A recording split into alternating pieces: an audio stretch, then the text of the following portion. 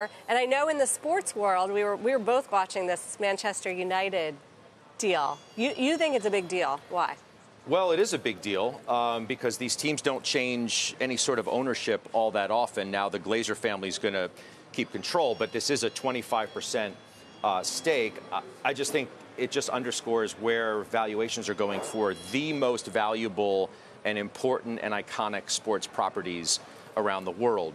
Which are up. Manchester United certainly is one of those, even though their performance of late on the pitch hasn't really, matched what the valuation has done off pitch. But you've had, some of the most iconic players wear those kits, whether it's Beckham or Ronaldo or a countless number of the most iconic soccer stars throughout history have played for that franchise. And I said earlier, the big four in the Premier League all have U.S. ownership: Liverpool, Man U, Chelsea, and Arsenal. Man City, of course, is owned by the UAE's Sheikh Mansour, and they've won the Premiership a couple of years running, I believe, and still are fighting for the top spot once again this year behind Wilfred's Arsenal. I always think of Wilfred when we talk about Arsenal and the Kroenkes owning that, and they're first in the table. Fan. Yes, he is. The news here that billionaire Jim Ratcliffe, who is British, he's going to get 25%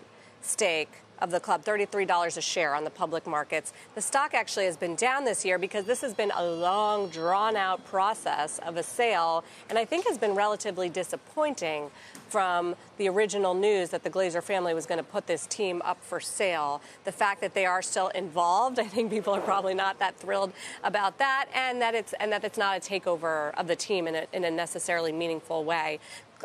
He's going to get 25% of the Glazer shares as well, and then 25% of the listed shares. He's going to invest $300 million into the club, going to get 2 board seats, but of course not full control here. And Sir Jim Ratcliffe is a minority owner of the Mercedes-Benz F1 team as well, in case you were wondering crossover. About that. But yeah, the valuations, I think, to your point overall, continue to just go up and sort of defy gravity on some of these teams. Yeah. Well, you'll have, also media rights, which, media's obviously been in the news of late just because of merger speculation. But NBA rights deal is coming up.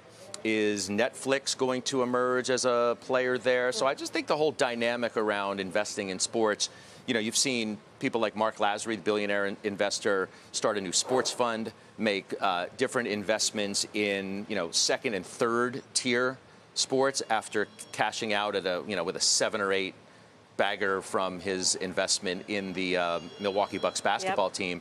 But billionaires continue to look at sports as a place to make longer-term investments. No question about it.